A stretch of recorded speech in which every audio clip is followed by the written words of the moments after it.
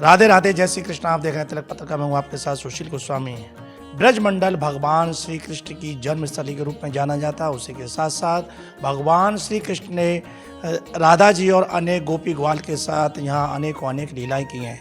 भगवान के बारे में कहा जाता है कि 11 वर्ष 52 दिन तक भगवान श्री कृष्ण ब्रज में रहे और उसके बाद मथुरा, हस्तिनापुर और फिर द्वारका गए। जब महाभारत का युद्ध हुआ तो जब पहले दिन भगवान श्री कृष्ण अर्जुन के सारथी बनकर कुरुक्षेत्र के मैदान में गए तो वहाँ अपने सगे संबंधियों को देखकर गांडीवधारी अर्जुन विचलित हो उठे और उन्होंने अपना गांडीव रख दिया। भगवान श्री कृष्ण ने उसी कुरुक्षेत्र में उन्हें जो ज्ञान दिया वो गीता के ज्ञान के नाम से प्रसिद्ध हुआ और ये गीता का ज्ञान लगभग आज से 5152 वर्ष पूर्व कुरुक्षेत्र में दिया गया। गीता यूँ तो सनातन धर्म में 18 पुराण हैं और 4 वेद हैं, लेकिन कहते हैं विद्वानों के मतानुसार कि उन सब का अगर अध्ययन न कर पाए तो श्रीमद् भगवत गीता को अगर कोई पढ़े जिसमें कि 700 श्लोक है तो उससे उसको इतना ज्ञान प्राप्त होगा, भक्ति प्राप्त होगी, जो उन ग्रंथों से जो अर्जित करना चाहते हैं उसका सूक्ष्म सार गीता से प्राप्त होता है। और गीता का ज्ञान जो शास्त्रों के अनुसार, विद्वानों के मतानुसार मार्गशीर्ष के शुक्ल पक्ष की जो एकादशी तिथि है उसी दिन भगवान श्री कृष्ण ने अर्जुन को कुरुक्षेत्र में गीता का ज्ञान दिया था। गीता जयंती पर एक विशेष वार्ता में मेरे साथ उत्तर प्रदेश ब्रज तीर्थ विकास परिषद के गीता शोध संस्थान एवं रासलीला अकेडमी के ब्रज संस्कृति विशेषज्ञ डॉक्टर उमेश चंद्र शर्मा जी आज खास वार्ता में मेरे साथ मौजूद हैं। आइए आपसे हम गीता जी पर चर्चा करेंगे। सबसे पहले डॉक्टर साहब आपका स्वागत है तिलक पत्रिका की इस वार्ता में। धन्यवाद। राधे राधे। आप ब्रज संस्कृति के विशेषज्ञ हैं तो हम आपसे यही जानेंगे कि भगवान श्री कृष्ण जो कि ब्रज के लाडले और संपूर्ण विश्व के आराध्य बने, लेकिन ब्रज में ही उनका जन्म हुआ और गीता का ज्ञान भी उन्होंने भगवान कृष्ण के श्री मुख से उद्घाटित हुआ। तो गीता जयंती पर्व है, इस पर हम जानेंगे। गीता जी के बारे में आप बताएं, गीता जी की क्या विशेषता है, वर्तमान युग में उसकी क्या प्रासंगिकता है? गीता सुगीता कर्तव्या किमन्यै शास्त्र विस्तरै या स्वयं पद्मनाभस्य मुख पद्माद्विनिसृता।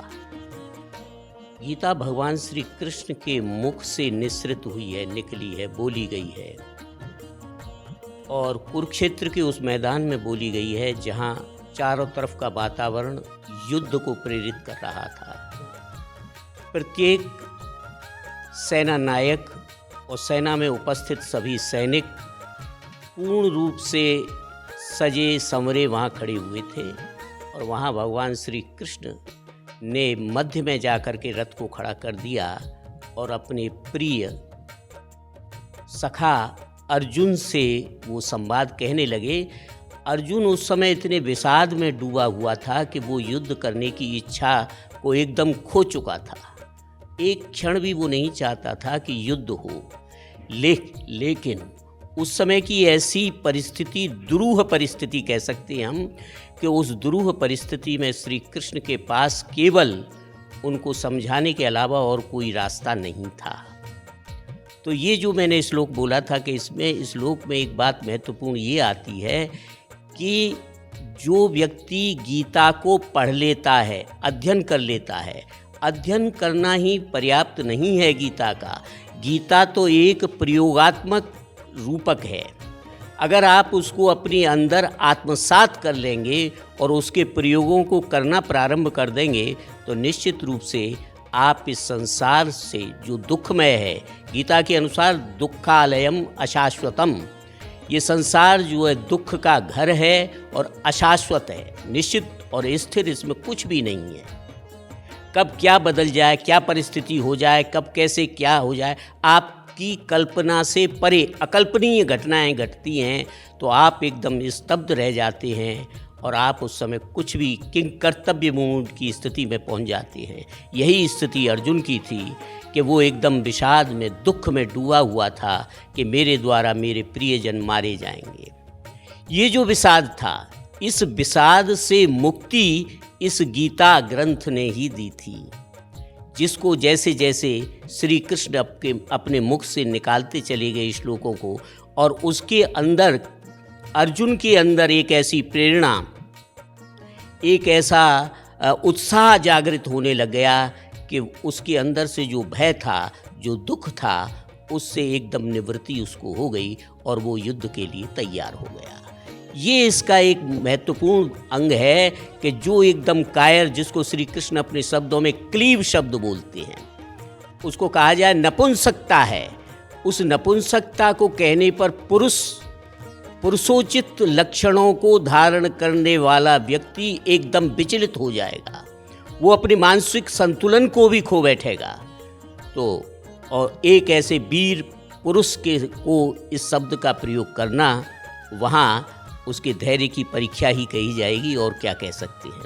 लेकिन उसमें बहुत सारी बातें दी हुई हैं। उस मनुष्य जीवन के लिए, मनुष्य जीवन को हम किस तरीके से शुद्ध परिशुद्ध बना करके आगे बढ़ सकते हैं, समाज में एक शांति और प्रतिष्ठा का अनुभव कर सकते हैं, ये चीज़ गीता में बहुत अच्छी तरीके से कही गई है। जैसे आपने बताया कि अर्जुन के अंदर कायरता का समावेश हो गया, गांडीव रख दिया, तो भगवान कृष्ण ने उसे पुनः वीरता की ओर जागृत किया। तो क्या ये माना जाए कि केवल गीता जी युद्ध के लिए प्रेरित करती थी? आप शांति की भी बात कर रहे हैं और उधर वहाँ युद्ध के लिए उनको तैयार किया जा रहा था। संसार में ऐसा कोई प्रश्न नहीं है जिसका समाधान गीता के अंदर न हो। कोई भी प्रश्न आप उठा लीजिए, उसको खोजिए। देखिए, आप जानेंगे कि जिस समय स्वतंत्रता की लड़ाई लड़ रहा था भारत, उस समय यहाँ के प्रत्येक नेता के हाथ में गीता थी, और वो व्यक्ति रात्रि में गहन अंधकार में इस गीता का अध्ययन करता था। महात्मा गांधी जी की तो कितनी मूर्तियाँ और चित्र आप देख सकते हैं जिसमें श्रीमद् भगवद गीता उनके हाथ में लगी हुई है। कितने ही नेता अपनी तकिया के नीचे रख के सोचते, भारत के ही नहीं, विदेशी नेतृत्व करने वाले महापुरुष भी गीता का सहारा लेते थे और गीता के उन अंशों को पढ़ते थे जिनसे उनके अंदर एक नव जागृति पैदा हो जाती थी, नवोन्मेष हो जाता था, और वो तत्पर होकर के पूरे उत्साह से भर करके वो कार्य अपने कर्म क्षेत्र में लग जाते थे। स्वामी विवेकानंद की थ्योरी बोलती है कि गीता पढ़ने के बजाय तो फुटबॉल खेलना ज़्यादा अच्छा है। देखिए, स्वामी विवेकानंद जी ने वेदांत को व्यावहारिक रूप दिया था। ये सेवा करने के लिए सेवाश्रम उन्होंने एक इस प्रकार स्थापित कर दिया था, पूरे वेदांत को व्यावहारिक धरातल पर। और श्री कृष्ण ने इस गीता के माध्यम से समस्त जगत को एक व्यावहारिक स्वरूप दिया, एक ज्ञान दिया, एक कर्म के प्रति चेतना दी और भक्ति का उत्कर्ष दिया। इस गीता को ब्रह्म विद्या कहा जाता है। जब तक कि आप ब्रह्म विद्या को नहीं जानेंगे, तब तक आपके आँखों के सामने से माया का पर्दा हट ही नहीं सकता। कोई भी ज्ञान ऐसा नहीं है जो माया के पर्दे को हटा दे। माया के पर्दे को सिर्फ गीता का जो ब्रह्म विद्या है, इसको ब्रह्म विद्या कहते हैं। ब्रह्म विद्यायाम, इस पे लिखा हुआ है नीचे की पंक्तियों में, जब आप पढ़ेंगे तो इसको ब्रह्म विद्या का बताया गया। तो ब्रह्म विद्या ही एकमात्र माया को हटाने में सक्षम होती है, और कोई भी विद्या माया को नहीं हटा सकती है। क्योंकि आपके अंदर जब ज्ञान आ जाएगा, वो कहते हैं पराभक्ति, भक्ति का स्वरूप जो है, ज्ञान मिश्रित जो भक्ति होती है वो पराभक्ति है। वो भक्ति प्राप्त होने पर ब्रह्म विद्या आ जाती है। गीता में ही लिखा गया है, ब्रह्मविद ब्रह्मैव भवति, ब्रह्म को जानने वाला ब्रह्म ही हो जाता है, उससे अलग नहीं होता है, वो वही हो जाता है। गोस्वामी तुलसीदास ने भी इसको कोट किया है, तुम्हें जाने तुम्हें ही हो जाही, तुमको जानने वाला तुम ही हो जाता है। हर को भजे सो हर को, हर को भजे सो हर को। मतलब ये तो एक ऐसी मानव जाति के लिए सुरक्षा कवच कहना चाहिए। इसमें अंतिम 12वें अध्याय के जो जैसे कर्म का क्षेत्र है, कर्म के क्षेत्र में सबसे बड़ी बात होती है कि कर्म को हमको एक श्लोक दिया गया है, बहुत प्रसिद्ध श्लोक है, कर्मण्येवाधिकारस्ते मा फलेषु कदाचन। फल पर हमारा मन जो है एक ऐसी भूमि है जिस भूमि पर अनेक विचार, अनेक सिद्धांत, अनेक कार्य करने की योजनाएं इस मन की भूमि पर निरंतर आती रहती है। संसार में ऐसा कोई व्यक्ति नहीं है कि जो कर्म नहीं कर रहा हो। बिना कर्म किए तो रह ही नहीं सकता। कर्म करना कोई बुरी बात नहीं है, लेकिन जब वो कर्म उन विचारों में से एक विचार को ले लेता है और उसको अपना कर्म क्षेत्र बनाता है और आगे बढ़ता है, अगर वो उस कर्म क्षेत्र में आगे बढ़ते बढ़ते उसके अंदर उसके फल की इच्छा, उसके लक्ष्य, उस लक्ष्य को प्राप्त करने की ये इन प्रकार प्राप्त करने की भावना आ गई तो निश्चित रूप से उसका पतन हो जाएगा। वो उस स्थान से गिर जाएगा, वो पक्षपात में चला जाएगा और पक्षपात में जाकर के उसके अंदर एक तनाव पैदा होगा और उस तनाव में रोगग्रस्त हो जाएगा। वो निरंतर उसके तनाव में घूमता रहेगा तो वो जो है उस भावना से बिल्कुल हट जाएगा।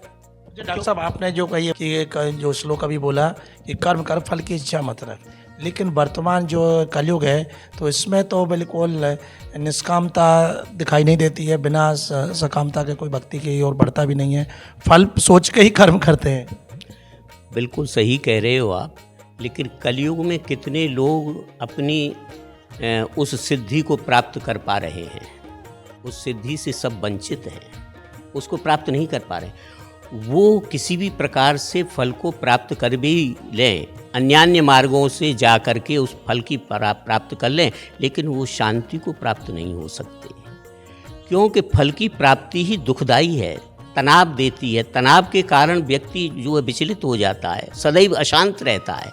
किसी भी चीज़ को हम एक व्यक्ति खड़ा हो जाए, वो ये कहता है कि मुझसे बड़ा दुखी कोई नहीं है, सामने वाला बहुत प्रसन्न है, वो हर प्रकार से आनंद भोग रहा है, लेकिन ये उसका भ्रम है, ऐसा नहीं है। ये पूरा का पूरा संसार उसी प्रक्रिया से जूझ रहा है। अगर मान लो वो फल की इच्छा नहीं करता है तो उसको एक जो अपूर्व शांति मिलेगी उसका कोई हिसाब नहीं है। दूसरी बात, ये सिद्धांत है कि कभी भी किसी भी व्यक्ति का कर्म व्यर्थ नहीं जाता है। अगर वो अपने शिक्षा के क्षेत्र में है, जिस किसी भी क्षेत्र में है, वो निरंतर काम करता चला जा रहा है। देखो, किसान को भले ही फल की इच्छा हो, लेकिन वो उसको ये भी जान रहा है कि अगर ज़्यादा बरसात हो गई तो फसल नष्ट हो जाएगी, ओले पड़ गए तो फसल नष्ट हो जाए, ये सारी चीज़ें उसको मालूम है, लेकिन फिर भी वो अपने कर्तव्य पथ पर निरंतर बढ़ता चला जा रहा है। चाहे कुछ भी हो जाए, वो उससे पीछे नहीं हट रहा है कि जो हो प्रभु की इच्छा है। लेकिन यहाँ पर अगर मान लो आप उससे अलग हो जाते हैं, फल की इच्छा को करते हैं, तो आपके अंदर लोभ, स्वार्थ सबसे ज़्यादा अधिक भर जाएगा और स्वार्थ में व्यक्ति जो है कितना क्या कहाँ तक नीचे उतर जाता है, इसको सब जानते ही हैं और उसको वो फिर भोगना भी पड़ता है। चाहे कुछ भी कर ले, उसको अशांति रहेगी। गीता कहती है शांति प्राप्त करने का एक ही रास्ता है। उस रास्ते को अगर आप अपने अंदर स्वीकार करते हैं तभी आप शांति प्राप्त कर सकते हैं, अन्यथा इस संसार में कोई भी व्यक्ति शांति को उपलब्ध नहीं हो सकता है। शांति कैसे है? त्याग शांति अनंतरम, त्याग करने के पश्चात ही आपको शांति मिलेगी, अन्यथा कभी भी आपको शांति नहीं मिल सकती। तो त्याग क्या है? वो फल की इच्छा न करना सबसे बड़ा त्याग है। लेकिन फल सकाम और निष्काम दोनों ही हो सकते हैं।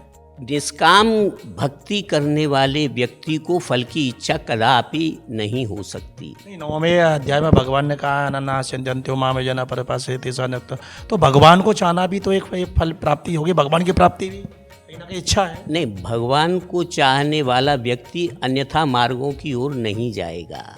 भगवान को चाहने वाले का एक लक्ष्य ही रहेगा कि हे प्रभु, चाहे कुछ भी हो जाए, कृष्णात् परम किमपि तत्त्वमहं न जाने, भगवान श्री कृष्ण से परे कोई तत्व है मैं नहीं जानता। इसलिए वो संसार की तरफ मोड़ेगा ही नहीं, वो तो सिर्फ भगवान की तरफ ही जाएगा। जिस किसी परिस्थिति में भी वो रहेगा, उसमें पवित्रता और अपवित्रता की भी बात नहीं है, क्योंकि शरीर कभी पवित्र नहीं हो सकता और आत्मा कभी अपवित्र नहीं हो सकती। भक्ति आत्मा से की जाती है, ये शरीर जड़ है, इससे कोई भक्ति नहीं होती है।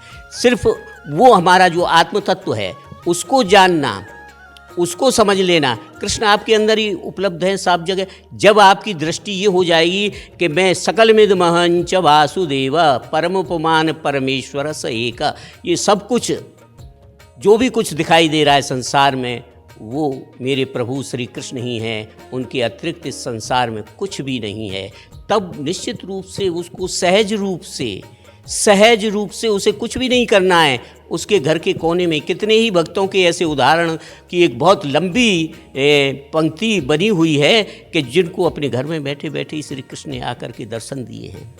हाथ चुड़ाए जात हो निवल जान के मुँह, हृदय ते यदि जाओगे मर्द बदूंगो तो। ये कितनी बड़ी ठोस बात सूरदास ने कह दी। इसको कोई कह सकता है? एक उस अद्भुत स्पर्श मात्र से वो समझ गए कि जी मेरे आराध्य आ गए मेरे पास। वो स्पर्श एक अनोखा स्पर्श था। गीता कहती है सम शत्रौ च मित्रे च तथा मानापमानयो। ये सम की जो बात बताई है, समत्वम योग उच्चते, योग जो है समत्व में आने की ही बात है। शत्रु और मित्र में उसका कुछ नहीं। देखिए उदाहरण बहुत बड़ा। असुर दैत्यों के जो गुरु थे वो शुक्राचार्य थे। शुक्राचार्य को मृत संजीवनी विद्या आती थी, तो जितने वो असुर मरते का रात को उन्हें जिंदे कर देते। अब रात को जब वो जिंदे हो जाते थे तो फिर दूने लड़ाई को तैयार। और यहाँ जितने देवता लोग थे जो मर गए तो मर गए, अब फिर कोई मामला ही नहीं, कोई जानता है। तो बृहस्पति है मृत्यु का भय था। मृत्यु का भय था। अब जो है बृहस्पति के पुत्र कच जो थे, उन्होंने जो है ये कहा अपने पिता से कि मैं शुक्राचार्य जी के पास जाना चाहता हूँ और उनसे मृत संजीवनी विद्या सीखूंगा। और वो जो है शुक्राचार्य के पास जाते हैं। देखो बड़ी चीज़, सम शत्रौ च मित्रे च, तो वो जाते हैं, शुक्राचार्य उसको वो शिक्षा देने के लिए तैयार हो जाते हैं। समझ रहे? नहीं डिनाई कर देते कि हमारे दुश्मन का जो लड़का है, शत्रु पक्ष का है, इसको क्यों सिखाएंगे, इसको सिखाएंगे तो जी बहन जो जिंदे अभी लड़का है। अब आप समझिए क्या है स्थिति। ये भावना जब आपके अंदर आ जाएगी, शत्रु और मित्र में आपके अंदर कोई अंतर नहीं रहेगा। नहीं वैचारिक लड़ाई है, किसी अन्य बात की लड़ाई है, तो वो लड़ाई एक अलग चीज़ होती है और हम जो है दूसरी चीज़ है। हमारा उद्धार जब ही होगा जब हम उस स्थिति में आएंगे जो गीताकार कह रहा है, अद्वेष्टा सर्वभूतानां मैत्रः करुण एव च। आप बताइए, द्वेष और राग से आप अलग, इन द्वंद्वों से जब आप, राग और आदि द्वंद्व जो हैं, इनसे जब आप परे हो जाएंगे, आप एक समत्व की स्थिति में आ जाएंगे, तो आपकी क्रियाएं, आपकी बोलचाल, आपका खड़ा होना, आपका बैठना, सोना, चलना फिरना, मौनम ही तत्र व्याख्यानम, उसका मौन रहना ही व्याख्यान हो जाएगा। सबसे बड़ी चीज़ जो गीताकार कह रहा है वो ये कह रहा है कि इन स्थितियों में आप आइए और भक्ति का जो स्वरूप है वो अनिकेत स्थिर मतिर भक्तिमान में प्रियो नर, जो अपने घर में रहने पर भी घर को अपना घर न समझे वो भक्त है, वो मुझे अत्यंत प्रिय है। समझ गए? तो ये जो 12वें अध्याय में अंतिम 5 श्लोक इतने उच्च कोटि के हैं कि उनको तो मैं समझता हूँ चलते फिरते भारत के प्रत्येक नागरिक को, विश्व के प्रत्येक मनुष्य मात्र को याद कर लेना चाहिए और उसको समझना चाहिए। गीता किसी एक धर्म की बात नहीं है, गीता सार मानव मात्र के लिए है। और मानव को इस बात को, ये हमारी नहीं है, ये उसकी, ये बात इस संकीर्णता से अलग हटके इस पर ध्यान देगा तो निश्चित रूप से उसको कृष्ण कि वो सारी उपलब्धियां जो मिलती हैं वो सब कुछ उसको मिल जाएंगी। वो तो 16 नंबर से और 20 नंबर तक के श्लोक द्वादश अध्याय। जी हाँ, ये श्लोक इतने उच्च कोटि के हैं। मतलब श्लोक तो सभी उच्च कोटि हैं, इसमें कोई संदेह नहीं है। लेकिन भक्ति के क्षेत्र में जो एक ये प्रयोगशाला प्रयोग बताया है कि इस प्रकार की मानसिकता का व्यक्ति अगर होता है तो वो आचार्य कहलाने लायक है, वो महापुरुष कहलाने लायक है। देखिए, जब तक कि मन बड़ा नहीं होगा तब तक किसी व्यक्ति की कोई उन्नति नहीं होगी। सबने कहा है, इधर पंडित मदन मोहन मालवीय जी ने तो अपने नाम के सामने महामना ही लिख लिया था। उधर रविंद्रनाथ टैगोर कहते हैं कि छोटो मन लिए होय ना बड़ो काज, छोटा मन लेकर के बड़ा काम नहीं होता है। तो गीता पढ़ने वाले का मन जो है बहुत विराट हो जाएगा। जब मन बड़ा हो गया, ये एक ऐसी चीज़ है, अगर रुग्ण भी है व्यक्ति तो वो स्वस्थ हो जाएगा। इसके अंदर जो शक्ति है, गीता के श्लोकों में जो शक्ति है, हृदय रोग को तो ये जड़ मूल से समाप्त कर देगी, क्योंकि आपकी चिंता को ही मिटा देती है ये गीता। गीता को अगर बहुत सावधानी के साथ पढ़ा जाए तो किसी भी क्षेत्र की आपके हृदय में कोई चिंता, व्याकुलता, आतुरता आदि हो तो वो समूल नष्ट हो जाएगी। मैं इस बात को लिख के दे सकता हूँ, इसमें कोई संदेह नहीं है। लेकिन उसको हृदय ग्राह्य, उसको ग्रहण करना पड़ेगा, उसको समझना पड़ेगा। केवल श्लोकों को पढ़ने से काम नहीं चलेगा, उसको एकदम हाँ तब जो है मिलेगा। अच्छा, गीता जी में जो 18 अध्याय हैं, सब एक एक अध्याय का अपना अलग महत्व और अलग दिशा में संकेत करता है, लेकिन 12 अध्याय को इसकी आत्मा क्यों कहा गया है? भक्ति योग है वो भक्ति का है, मतलब समर्पण का है।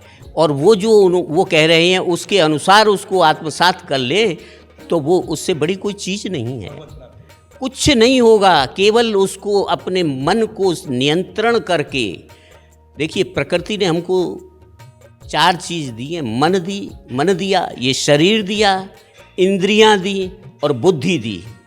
बुद्धि से विवेक आता है।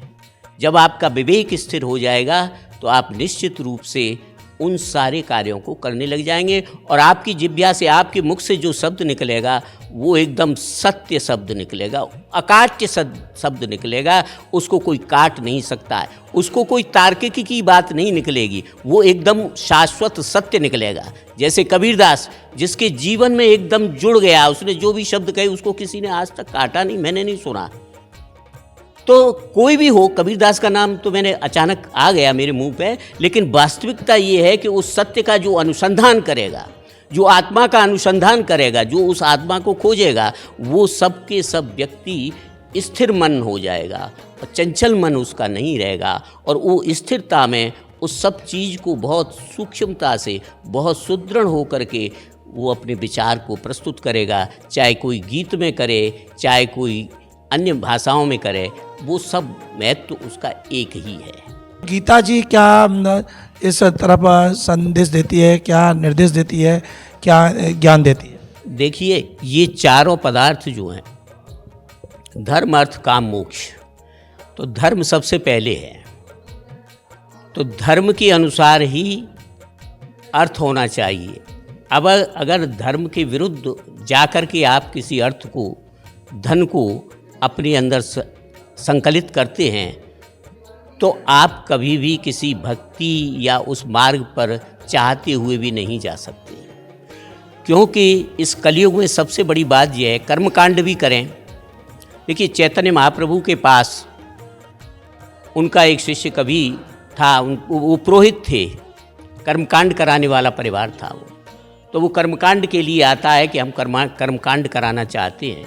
तो एक बहुत बढ़िया बात कहते हैं वो उससे, ये कहते हैं, देखो, न तो आज वायु शुद्ध है, न आज अन्न शुद्ध है, न आज धन शुद्ध है। तुम जो कर्मकांड करोगे तो वो भी अशुद्ध ही होगा, इसलिए उसका कोई मतलब नहीं। ये बात कही गई है उनके द्वारा। तो ये क्या है कि सम्यक आहार, सम्यक व्यवहार, ये बात गौतम बुद्ध भी कह रहे हैं अपनी वाणी में। और आहार विहार, युक्ताहार विहारस्य, गीता भी कहती है कि आधे पेट भोजन और आधे पेट जल की बात कर रही है। समझ गए ना आप? तो ये जो ज्ञान है, ज्ञान मनुष्य, वो गीता में एक श्लोक आता है, मैं उसका हिंदी अर्थ ही बता रहा हूँ आपको। ज्ञान जो है उसी प्रकार मनुष्य में ढका रहता है जिस प्रकार से कि एक शिशु जेर से ढका रहता है, जैसे दर्पण धूल से ढका रहता है। अगर उस धूल को आप साफ कर देंगे, आपके अंदर ज्ञान का प्रस्फुटन हो जाएगा, उदय हो जाएगा। प्रत्येक व्यक्ति के अंदर, मानव मात्र के अंदर ज्ञान विराजमान है। सब चीज़ जितनी भी दुनिया की हैं उपलब्धियां, वो सारी चीज़ें आपके पास उपलब्ध हैं, किंतु आपको उसको खोलना पड़ेगा, उसको जगाना पड़ेगा। ढका हुआ है वो। जैसे खिड़कियां बहुत लग रही हैं, आपने ये खिड़की खोल ली तो यही खिड़की में से प्रकाश आएगा, दूसरी खिड़कियां सब बंद रहेंगी। उसी प्रकार से हम बहुत थोड़ा सा ज्ञान प्राप्त करके उसमें ही अपना सोचते रहते हैं, उससे आगे बढ़ने की बात। तो इसको जिसमें योग में अगर आप जानते हैं तो योग का बहुत बड़ा खुल जाएगा दरवाज़ा। आपके अंदर ही है सब कुछ। उसको बाहर निकालने के लिए आपको प्रयत्न करना पड़ेगा, बार बार उस पर चिंतन करना पड़ेगा, बार बार अध्ययन करना पड़ेगा, बार बार सोचना पड़ेगा। निरंतरता अनवरत जब आपके जीवन में उसका प्रवाह घूमने लगेगा, शिरा उपशिरा और धमनियों में रक्त के साथ वो संचार करने लगेगा, तब आप उस स्थिति को स्वतः प्राप्त हो जाएंगे जो कृष्ण कह रहे हैं। मतलब गीता जी उन जो बंद खिड़कियां उन्हें खोलने की कुंजी, बहुत बड़ी चाबी है वो। गीता से बड़ी कोई चाबी है ही नहीं, अगर मुझसे पूछा जाए तो। भगवान ने कहा सर्वधर्मानि परित्यज्य माम एकम शरणम व्रज तो असुरपापेभ्यो मोक्ष की, वो कह रहे हैं मोक्ष से महिमा सोचा, मोक्ष भी दे देंगे। इसको आप करते रहिए। ये तो एक प्रयोगशाला का बहुत बड़ा, देखिए विज्ञान बाहरी प्रयोगशाला करता है। आज विज्ञान के अतिवादी प्रयोगों ने मानव मात्र के मस्तिष्क को तो बहुत तीव्र गति से संचालित कर दिया है, किंतु हृदय पक्ष को शून्य कर दिया है। गीता एक ऐसा ग्रंथ है, ये अंदर का प्रयोगशाला में जाने वाला ग्रंथ है कि जब आप आंतरिक स्थिति में इसके प्रयोगों को करने लग जाएंगे तो आप एक बहुत उच्च स्तरीय महापुरुष के रूप में प्रकट हो जाएंगे समाज में। और अगर आप उनको लेकर के नहीं चलते हैं तो भावुकता, हृदय पक्ष आपका तभी प्रबल होगा। हृदय पक्ष जब प्रबल होता है, भक्ति का सीधा संबंध भाव से है। भाव भरित हृदय ही भक्ति को ग्रहण कर सकता है। अगर भाव भरित हृदय नहीं है, शंकाओं से जूझता है, गीता कहती है संशय आत्मा विनश्यति, संशय करने वाले व्यक्ति का नाश हो जाता है। ठीक है ना? तो वो भाव की प्रवणता ही भक्ति की सबसे बड़ी कुंजी है। अगर आपका भाव पक्ष कमजोर हो गया तो भक्ति की कल्पना करना भी एक व्यर्थ है। ये अच्छा, काफ़ी चर्चा हुई, लेकिन मुख्य हम बिंदु पर आते हैं कि वर्तमान जो समय में लोग भटक रहे हैं, तनाव में हैं, डिप्रेशन में हैं, उन्हें अपना जीवन जीने का जो मुख्य उद्देश्य है वहाँ तक नहीं पहुँच पा रहे हैं, तो ऐसे में उनको क्या संदेश देना चाहोगे आप कि गीता जी के माध्यम से इन सब विकारों से उन्हें मुक्ति मिले? देखिए, मैं आपको एक बात बता दूं, वर्तमान सदैव संघर्ष में रहता है। चाहे आप महाभारत के युग में चले जाइए या उससे त्रेता में चले जाओ या आप सतयुग में चले जाओ, जहाँ कहीं जाओ, उनकी ग्रंथों की उस घटनाक्रम को जब आप पढ़ेंगे तो प्रत्येक वर्तमान आज का भी, उसमें युग की बात नहीं है। वर्तमान सदैव सभी का संघर्ष में रहता है, अनेक समस्याओं से जूझता हुआ व्यक्ति आगे बढ़ता है। जो संयमित और नियंत्रित होकर के हर चीज़ को देखता है, सुनता है, समझता है, वो उस युग का चमत्कारिक पुरुष के रूप में प्रकट होता है। अन्यथा संघर्ष से अलग तो कोई चीज़ है ही नहीं। तो ये संयम और धैर्य उसको कैसे प्राप्त हो, सद्मार्ग कैसे पता चले, किस रास्ते पर जाना? ये भटक जाते ज़्यादातर लोग। अगर संयमित होकर के धैर्यपूर्वक गीता का भी अध्ययन किया जाए तो निश्चित रूप से ये सारी बात जो आप बोल रहे हैं ये उसके लिए बहुत सहज उपलब्ध हो जाएंगी, क्योंकि इसके अंदर उन समस्त समस्याओं का, समस्त प्रश्नों का, समस्त तर्कों का, प्रत्येक चीज़ का बहुत सूक्ष्म से सूक्ष्म उत्तर दिया हुआ है, जिस उत्तर को कोई काट नहीं सकता।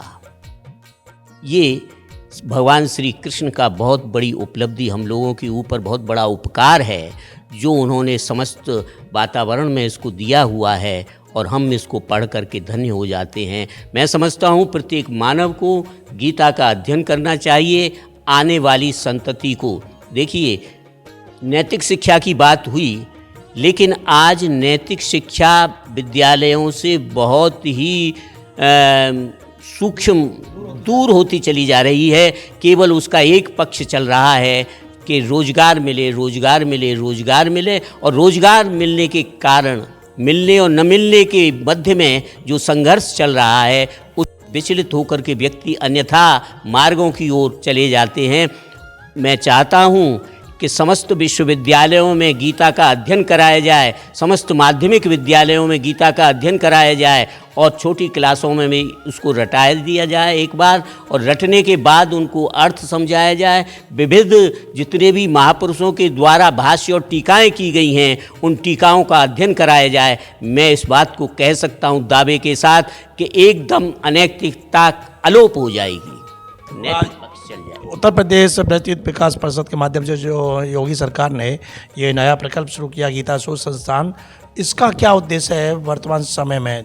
इसका उद्देश्य है कि आने वाली पीढ़ी को गीता का अध्ययन कराया जाए, उनको अलग अलग तरीके से इस गीता के द्वारा गीता को सिखाया जाए, गीता का अध्ययन कराया जाए। गीता के अध्ययन करने के बाद उनको अर्थ और उसके भाव को समझाया जाए और उनके अंदर ये प्रेरणा की जाए कि इस गीता में बताए हुए मार्ग पर वो चलें। इसके साथ ही साथ कल हम जो है मथुरा की जेल में, जिला कारागार में गए थे और उन जेलियों को, कैदियों को, बंदियों को हमने ये गीता के ऊपर प्रवचन करके ये बताने का प्रयास किया कि आप अपने हृदय को परिवर्तन करके केवल दुख में डूबे हुए नहीं, आप पश्चाताप में अपने जीवन को मत बिताइए, भगवान श्री कृष्ण की शरण लीजिए और इस गीता को आप अध्ययन करिए तो आपका समस्त उद्वेगता एकदम शमन हो जाएगी। इसी तरीके से इसका निबंध प्रतियोगिताएं कराते हैं हम बच्चों से यहाँ पर, और सस्वर पाठ कराते हैं और भी बहुत सारी चीज़ें। अभी गीता जयंती के अवसर पर यहाँ राष्ट्रीय सेमिनार का आयोजन किया गया है। वैसे छोटी छोटी सेमिनार तो प्रतिवर्ष हम 2-3 बार करा ही देते हैं, बच्चों को भी बुलाते हैं विद्यालयों से और इसके साथ कुछ महापुरुषों को भी बुलाते हैं जो संस्कृत निष्ठ हैं, जो हिंदी के हैं, जो अन्यान्य, और इसके अलावा भी कुछ विज्ञान के इंजीनियर वगैरह भी आते हैं जो बहुत अच्छी गीता पर अपना विशद अध्ययन रखते हैं। उनसे हमको भी लाभ होता है, समाज को भी लाभ होता है। तो ये निरंतर कार्य गीता के ऊपर, और ये रासलीला अकादमी भी है, रासलीला का प्रशिक्षण भी यहाँ निरंतर चल रहा है। बहुत बहुत धन्यवाद डॉक्टर साहब। तो आपने सुना, हमारे साथ मौजूद रहे यहाँ उत्तर प्रदेश ब्रज तीर्थ विकास परिषद द्वारा स्थापित गीता शोध संस्थान के ब्रज संस्कृति विशेषज्ञ डॉक्टर साहब, और शर्मा जी ने बहुत ही विस्तार के साथ गीता जी के महत्व पर चर्चा की, उसके एक एक अध्याय और श्लोक के बारे में बताया। सबसे बड़ी बात जो यहाँ इस वार्ता से निकल के आई कि हर धर्म के अपने ग्रंथ हैं। अगर कुरान की बात करें तो वो मुस्लिम धर्म से जुड़ा हुआ है, बाइबल की बात करें ईसाई धर्म से जुड़ा हुआ है, गुरबाणी की बात करें सिख धर्म से जुड़ा हुआ है, लेकिन श्रीमद् भागवत गीता जो भगवान श्री कृष्ण के मुख से कुरुक्षेत्र में ये उद्घाटित हुई, ये एक ऐसी सार्वभौमिक, एक ऐसा ग्रंथ है जो किसी भी धर्म से बंधा हुआ नहीं है। प्रत्येक मानव मात्र के कल्याण के लिए, उसको उसके जीवन के उद्देश्य बताने के लिए, और जो जीवन का लक्ष्य है, जो पथ है, जो मार्ग है, उस पर कैसे वो सहजता के साथ चलते हुए अपने लक्ष्य तक पहुँचे, उसको बताने वाला सबसे सरलतम ग्रंथ है। इसको कोई भी व्यक्ति अगर इसके एक एक श्लोक का अध्ययन कर उसको अपने जीवन में उतारे तो निश्चित ही उसके जितने भी कष्ट हैं, दुख हैं, संशय हैं, प्रश्न हैं, उनका उसको बड़े आसानी से उत्तर मिल जाएगा।